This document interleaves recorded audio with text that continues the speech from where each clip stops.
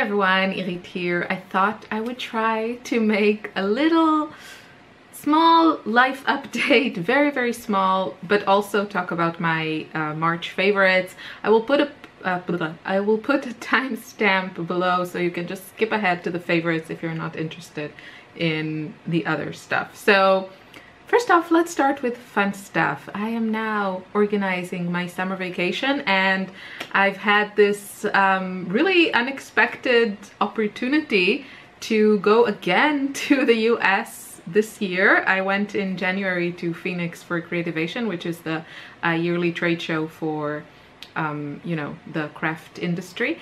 And well, my brother and his family relocated quite unexpectedly. I mean, the whole thing just came together really fast.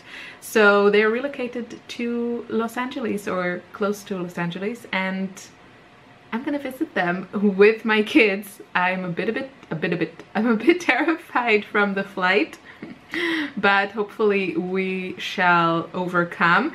And this is happening in the summer, and I was hoping for your help, my lovely viewers. I know most of you are from North America, and if you have, I mean, we're going to be in Los Angeles most of that time. We're going to spend one weekend, long weekend in Disneyland, and I know August in Disneyland is a really bad idea, but I didn't have a choice. That's the only time that worked for everyone.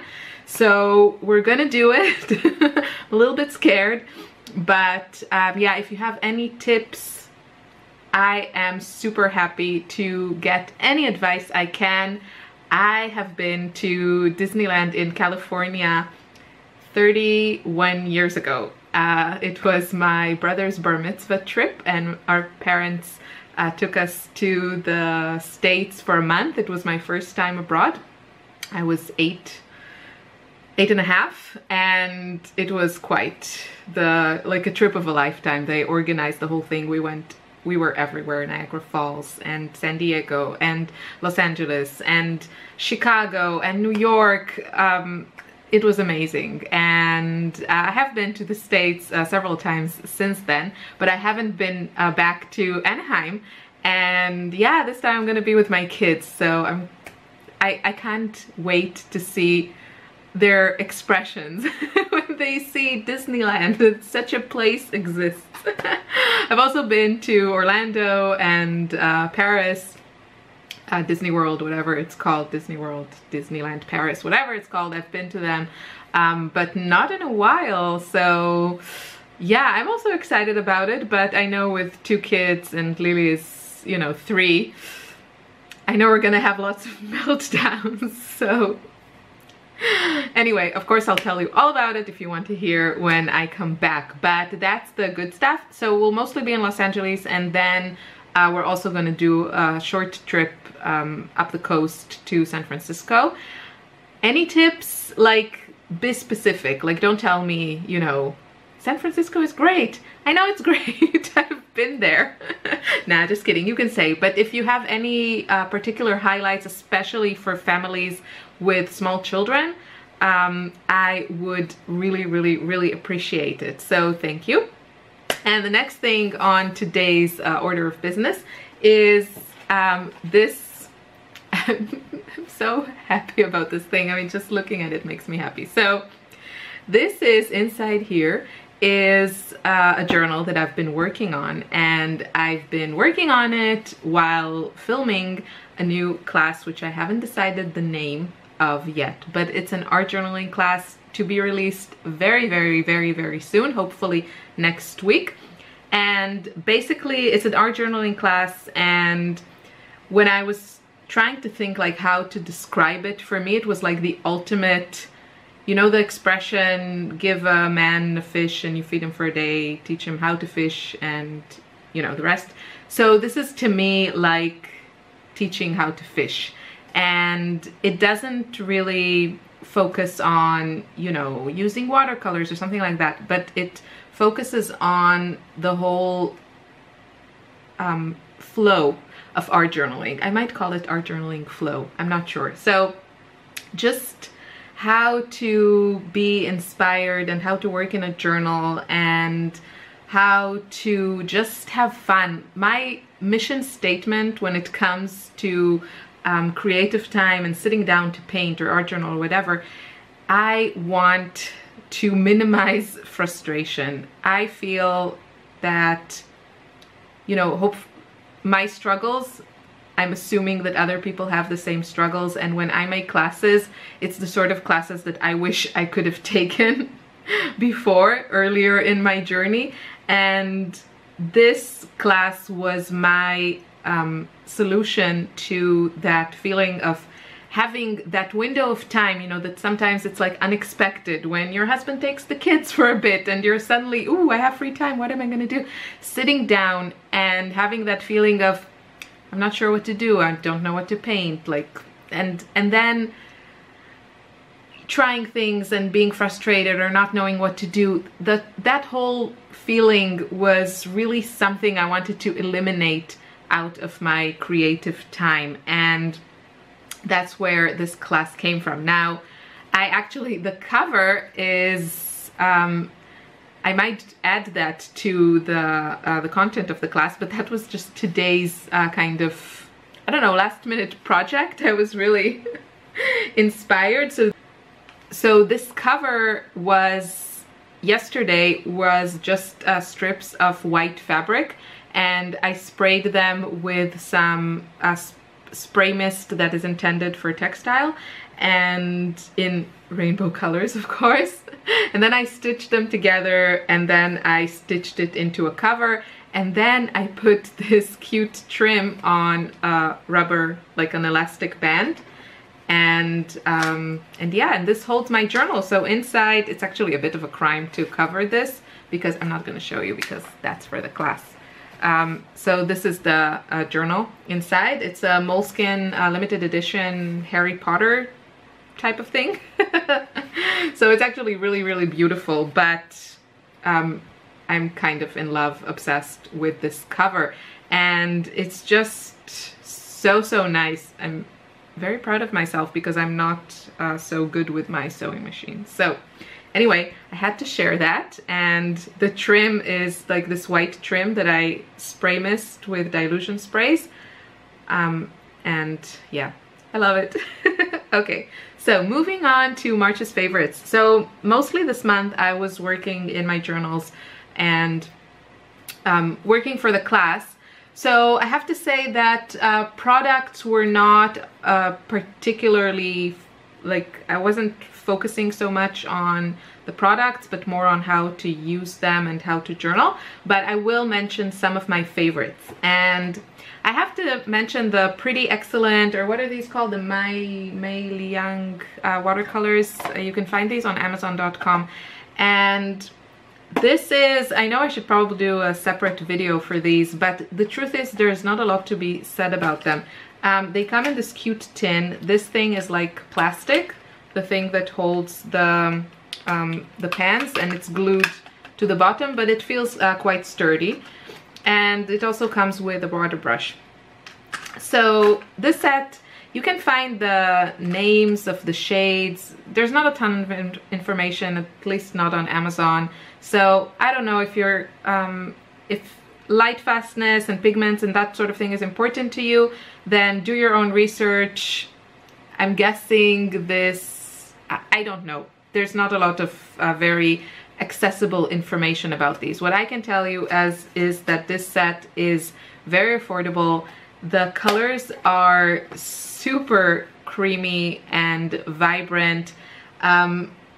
They are very, very vibrant. The experience of using them is very similar to like white nights, that type of thing. If you get them a bit wet, they become extremely creamy and very intense. So sometimes that can be a bit challenging for people, but if you're like me and you do a lot of, you know, you don't work necessarily in a lot of layers and you want that immediate color intensity, these are lovely. I think they're such a great beginner's set.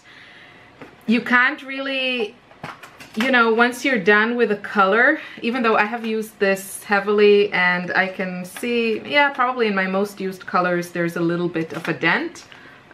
You can tell, like here, the yellows.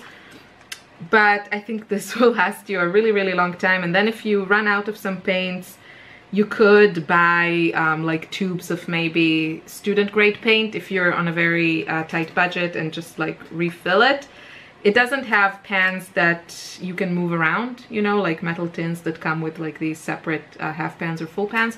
So it's not, you know, a versatile palette that you can easily switch colors in, but for the price and the cute tin and the amount of colors and the way that they perform, this is fantastic. If you have a good artist grade set, do you need these? No, but if you want an extra set, or you want to buy something for your kid or a beginner, or you want just an extra set that you can, you know, really use for like sketches and art journaling, this is fantastic. I've been using this a ton. I keep coming back to it because of the color selection, and yeah, I think it's a great set, especially for the price. Next up, maybe a few more interesting things. So I want to mention, this is something I've had in my stash for a long time, and I picked up a bunch of these while Jackson's Arts were having some sale. And these are the Turner Acryl Gouache.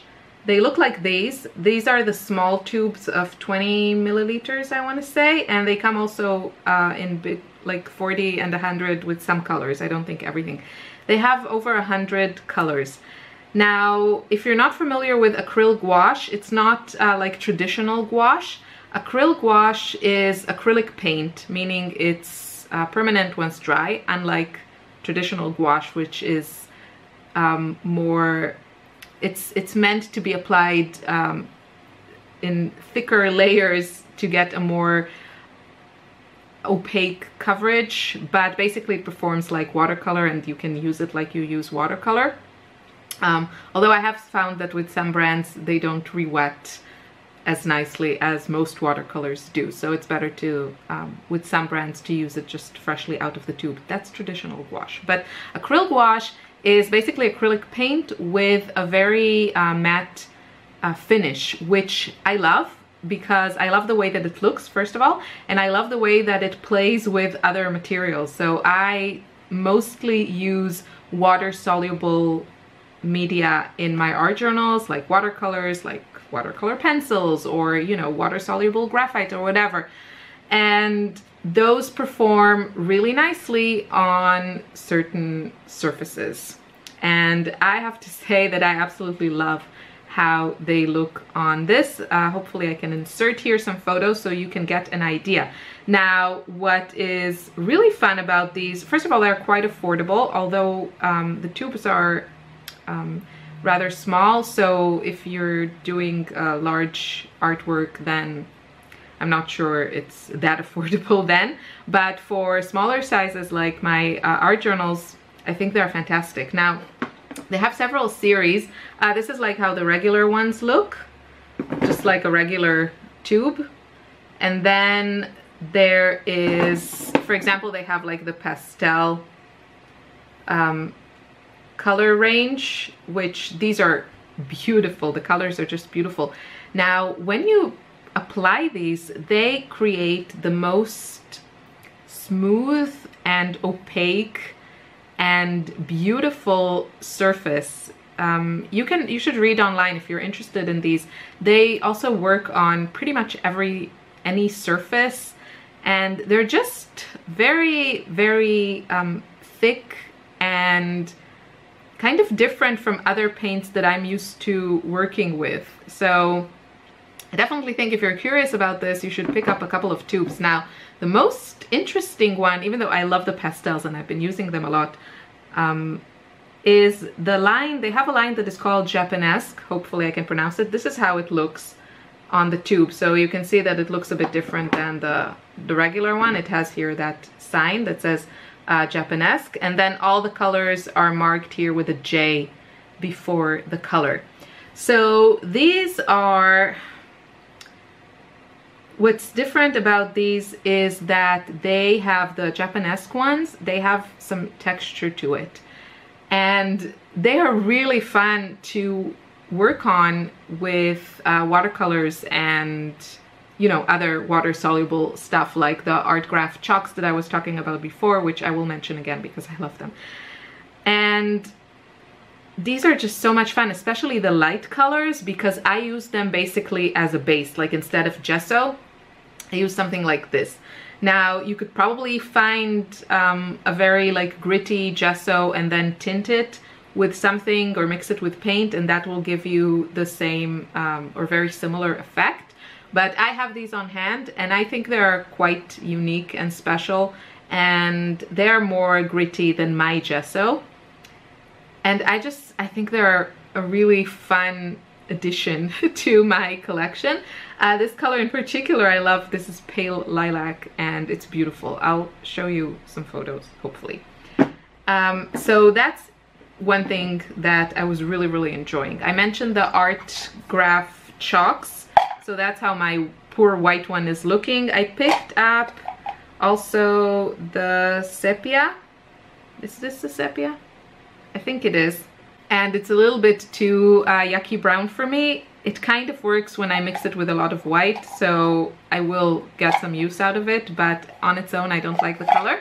And then I picked up the black one, and that is, you know, as beautiful and as intense as can be. A lot of fun for, I mostly enjoy it for kind of larger or very loose and sketchy portraits, sketches, that type of thing, because and you can dip it in water or wet your surface a little bit and then run that into it, and the pigment releases, and it's just such a beautiful, fun product to play with. So sorry about the noise. So I've been really enjoying that. Moving on, I think this will be the last one. So I picked up another one of these Sailor De Mannen, I don't know how to say it, pens, and these are, I think, probably one of the cheapest fountain pens I've found, and I get mine from Amazon Germany, but they are sent from Japan, so they do send them for free, but it takes longer. It's not like you know, Amazon Prime. It took, I think, like 2 weeks to get to me, but I think it's totally worth it, and I think I may purchase a few more. So if you're not familiar with this pen, I've talked about it before. It has this tilted tip to it. So you can see that the tip is tilted, which gives you the possibility to create different thickness of lines. And this is really fun to sketch with. And the reason that I picked up another one, I have one already that I use all the time, is because I wanted to use it with the adapter.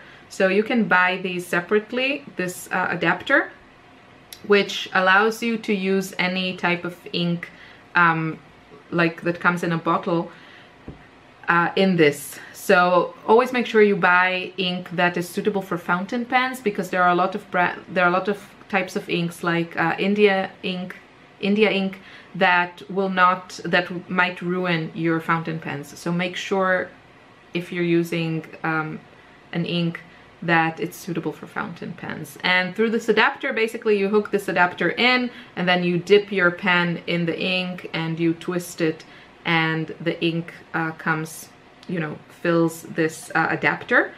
And I have filled it with this ink that I picked up at my local art store, and it was pretty expensive, but I'm thinking I might buy a couple more of these and have them on hand filled with a couple more of the colors, because this ink is beautiful. So this one is this gorgeous minty color. Now I will look online, but I think this is a German company. Yeah, made in Germany.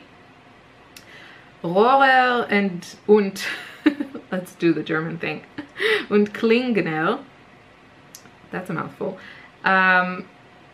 So it says on here that it is for fountain pens, rollerball pens, and brushes, waterproof. And this is the color. It's called Klara. And first of all, I love the design on the bottles. This is so my thing. Like these super sketchy graphics. I absolutely love it. Illustrations. That is completely what drew my eye in the store where I bought these. And this one is called Klara. I said the color. It's beautiful light mint. And yeah, and with this pen together, you can really easily fill out, you know, kind of small areas because you can get a thicker line, and it's just really, really fun to sketch with it. I'm thinking I need a couple more to have on hand because I love, love, love sketching and then adding watercolors. So I have just been really, really enjoying this. And there are tons of good inks out there, so just look for something that is local to you and easily accessible. I really don't think there is a reason to hunt down, you know, if you're in the US and you don't have access to this particular German brand, just look for something with good reviews on Amazon or Blick's Art Supplies or something like that. So yeah, but I love having this minty color in another one of these gorgeous fountain pens, and I'm starting to think I need I need a collection of these in different colors. I'll probably put some washi tape with the minty color to mark this one from the other one so I can tell the difference easily. But yeah, I absolutely love it. So I hope you enjoyed this video. Leave me a comment, tell me what your favorite supplies are at the moment. And also make sure you subscribe and ring the bell so you will be notified when I post new videos. I know I said 2 weeks ago when I posted my last Journal With Me video, I knew as I recorded it that it was dangerous, that I was, you know, treading in dangerous places. When I said, ooh, it should be like a weekly thing. And of course, after that, my kid got an eye infection and had to stay home for a week because it was contagious and she couldn't go to the to daycare. And then she had her hearing was impaired. So I'm laughing, it's not funny, but it's all you know, we're taking care of everything, but it's just been like one thing after another. And of course, and I've been working on my class, so I haven't had a chance to journal again in that journal that I've been showing you for the few Fridays before. So sorry about that, but that's life. And that's why I never do things like, you know, a pre-sale of a course, because I know that's just asking for trouble. I will announce a course and open it for pre-sale, and then a kid will get sick or my computer will shut down or whatever. So as soon as my course is ready and up and everything, I will post it here on YouTube and on Instagram and on my newsletter, which I never send out because I don't want to spam anyone, and there's not a lot going on most of the time. But the new class is exciting and I'm really, really happy about it and how it turned out. And I think I will go hold my little rainbow case because I'm so in love with it. And yeah, I wish you a great weekend. And did I say you should leave me a comment? What are your favorite supplies right now? Please do. And have a wonderful day. Thanks for watching. Bye.